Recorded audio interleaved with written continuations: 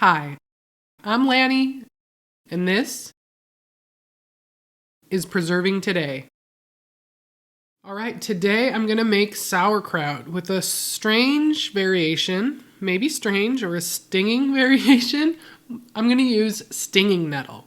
Stinging nettle is prolific here where I live in Northwest Washington, and many people think of it as a spring crop, which it is. You'll find it everywhere in the woods and on the edges of the forests in the springtime. But for us here, we also get another crop in the fall. I think it's going to be great fermented, so I'm excited to try making this stinging nettle sauerkraut. And the first thing I'm going to do is start with this small head of cabbage. I'm going to remove the outer leaves that might be damaged, but then I'm going to set aside at least one, maybe two of these large outer leaves, keeping them intact. This is going to act as our follower at the end to keep everything submerged under the brine. And if you've never fermented for more, don't worry, I'll explain more in this video. Next, I'm just cutting my cabbage in half, and I'm going to cut the core out. And then I just want to finely shred this cabbage. I'm putting my digital scale out and placing a bowl on top and setting a tare. What I want to do is see how many pounds of shredded cabbage that I have overall at the end, and that's going to help me determine how much salt that I use. After all the cabbage is shredded, I see how much it weighs, and I want to use a teaspoon of salt per pound of cabbage. I'm choosing a salt that doesn't have any anti-caking agents, it's just a natural salt, and in this case I'm using San Francisco Salt Company's Himalayan salt. I like this because of the price as well as the quality, and you can get this on Amazon in these big bags. I'll link to it in the video description below. After I add my salt, I'm going to get to work crushing and smushing and mixing the salt into this shredded cabbage. This action is going to help this cabbage release its liquid. After I've done that pretty well and it's starting to soften, I'm just going to set it aside and cover it with a towel while I work on my stinging nettles. Here are the nettles that I picked from the yard today. I'm going to wear gloves when working with these so I don't get any more stings than I already did when I was in the woods today. And I'm actually going to wear these clean garden gloves and then place kitchen gloves over the top of those.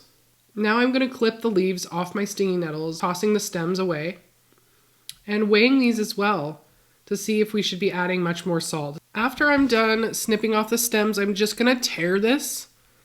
I want kind of big chunks of these nettles because I know this delicate herb is going to break down quite a bit in fermentation, so they don't need to be cut into shreds or small pieces like the fibrous cabbage does. I add the torn stinging nettle into the shredded cabbage in the bowl, and I continue to work that in with the salt and the cabbage. This can be done with any herb, and this could be a great introduction to adding inclusions into your sauerkraut. It doesn't have to be just straight cabbage. There could be different spices, different herbs, fresh or dried, different vegetables like shredded carrot or purple cabbage. There's a lot of different ways to make sauerkraut, and you should have some fun with it.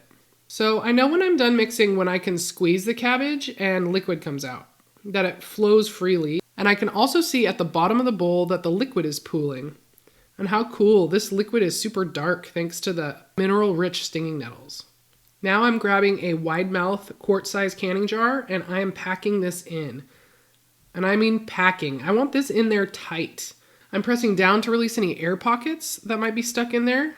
And my goal is to have this all packed in the jar with the liquid coming up over the top. And remember those big cabbage leaves that we reserved from earlier? I'm going to grab one of those and stick that on top, pressing down so the liquid comes above everything, even that piece of cabbage at the top.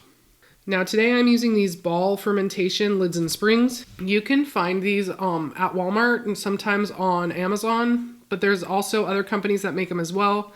I will link to some of these options in the video description, but if you don't have these, you can also use glass weights or even just a rock.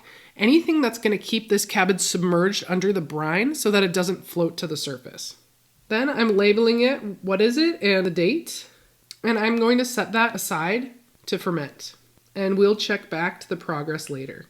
This is a super active and bubbly ferment. There's a lot of foam on top, which I'm actually going to skim off just to prevent any mold from being able to grow. It's cool because the brine is so dark. It's a dark and murky brown. It's very different than normal green cabbage sauerkraut. You can see here after the third day, it's also looking pretty cloudy, as we would expect with any lactic acid ferment. So just like regular sauerkraut, I'm going to let this continue to ferment for at least 18 days, 20 days or so. That's just the way I like it. But start tasting your sauerkraut after about 8 or 10 days, and just stop fermenting it whenever you like it and start using it or move it to your refrigerator for long-term storage. If you want to learn more about the sauerkraut making process, you can watch my other video here or in the description, how I make simple homemade sauerkraut. Or check out my fermented vegetables playlist for all the other videos I've made on the different ways that I ferment vegetables at home. This sauerkraut was tasty. It added more of a mineral-rich, irony kind of a taste, which was very different than my normal just shredded cabbage kraut. It tasted really good, and I like that it was adding this wild element and using food that grows naturally in my environment. Have you used stinging nettles in cooking? Let me know in the comments. I'm Lanny, and this was Preserving Today.